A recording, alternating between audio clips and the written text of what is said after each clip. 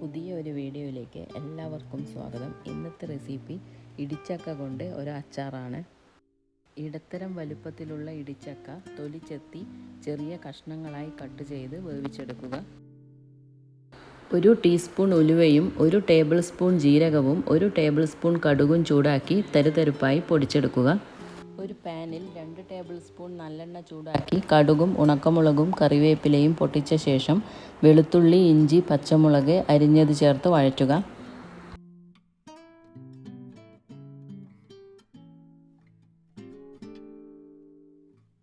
ശേഷം അതിലേക്ക് 1 table spoon മല്ലിപ്പൊടിയും 1/4 ടീസ്പൂൺ മഞ്ഞൾപ്പൊടിയും 2 ടേബിൾ സ്പൂൺ മുളക് പൊടിയും 1 ടേബിൾ സ്പൂൺ അച്ചാർ പൊടിയും വറുത്തു പൊടിച്ച മസാലപ്പൊടിയും കായവും ചേർത്ത് പച്ചമണം മാറുന്നത് വരെ വഴറ്റുക.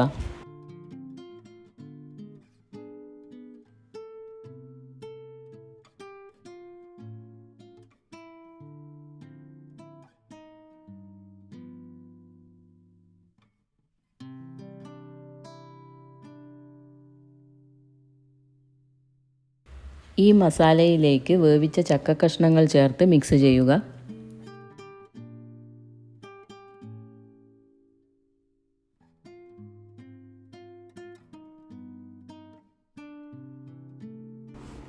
ആവശ്യത്തിന് തിളച്ച വെള്ളവും ഉപ്പും ചേർക്കുക.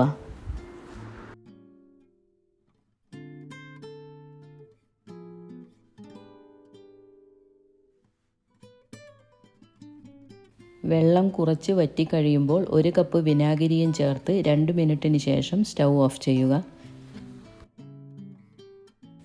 അച്ചാർ തണുത്ത് കഴിയുമ്പോൾ ബാക്കിയുള്ള വെള്ളം മുഴുവൻ വറ്റി അച്ചാർ നല്ല കുറുകിയ പാകത്തിൽ ആയി കിട്ടും.